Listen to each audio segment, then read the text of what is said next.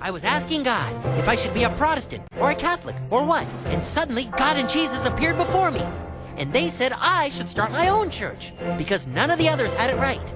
And that's exactly how it happened. You see? You believe it now? Well, yeah, sure. Why would he make that up? Dum dum dum dum dum. Joseph Smith was called a prophet. Dum dum dum dum dum. He started the Mormon religion. Dum dum dum dum dum. It's the QI Christmas Podcast!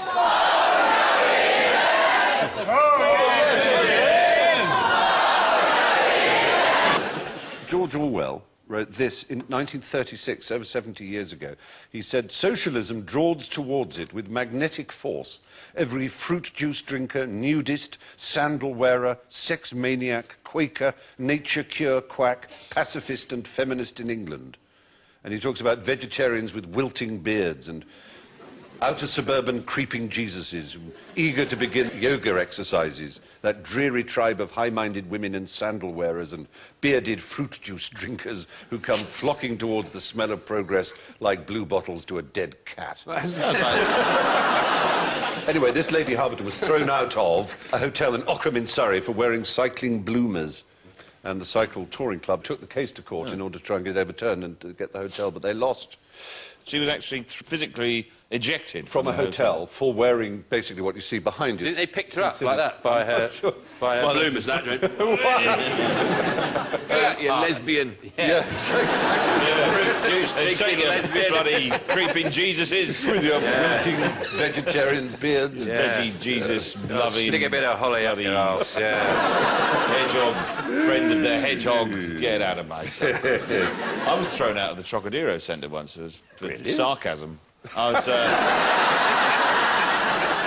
was walking through the Trocadero, and what I've discovered now is that it's not public thoroughfare at all. It's a private property, and it's patrolled and policed by a private security firm, and they withhold the right to allow public access. And so, and a security guard went past who was about 4'2", and he had an enormous walkie-talkie bouncing off his hip, which was actually knocking his leg slightly off every time he walked. And I muttered something like, "Oh, he looks efficient," like in some sort of, you know, mild... There wasn't even sarcasm. And he went, "Right, I'm ejecting you for the use of minimum force."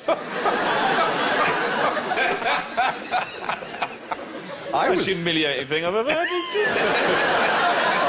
I was ejected from a whole city. What? I was ejected from a whole city. Yeah. Yeah, I was told to leave Salt Lake City. What? Because of your... For sarcasm. Your ways? No, for sarcasm. It was for sarcasm. Had they known of my ways, they would throw me out of the state of Utah, I think.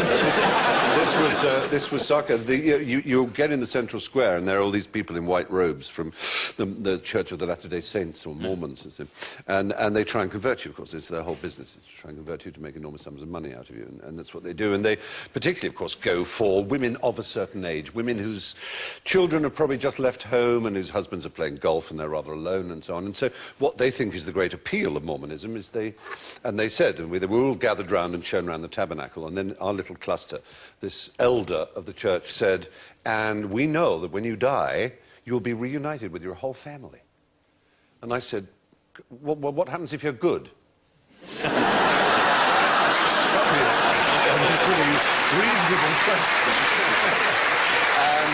It was...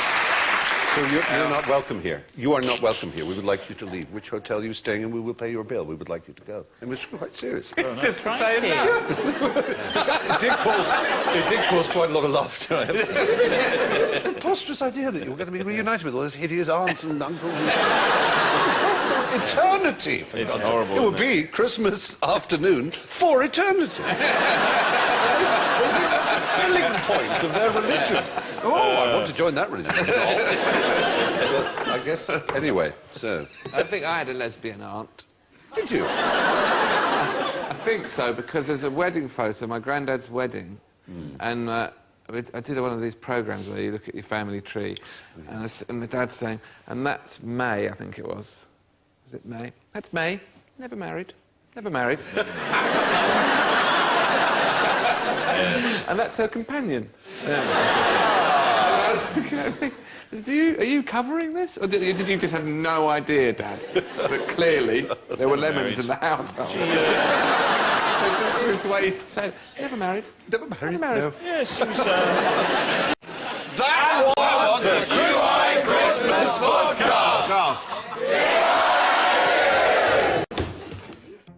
Rocks?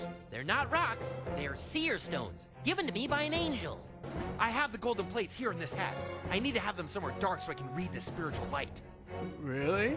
Now, when I put the seer stones into the hat, the ancient letters light up and change to English, which I can then read to you. Wow! And that's how the Book of Mormon was written. Dum dum dum dum dum.